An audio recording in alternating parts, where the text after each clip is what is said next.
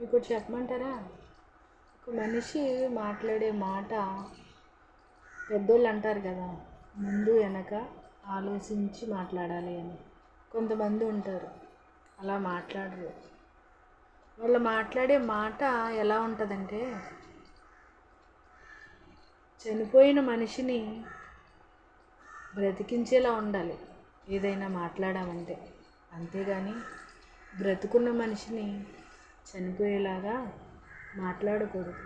అది ఎవరైనా కానివ్వండి, అది ఎంత మాత్రం కరెక్ట్ కాదు. అది మనసుకి చాలా బాధాకరమైన విషయం.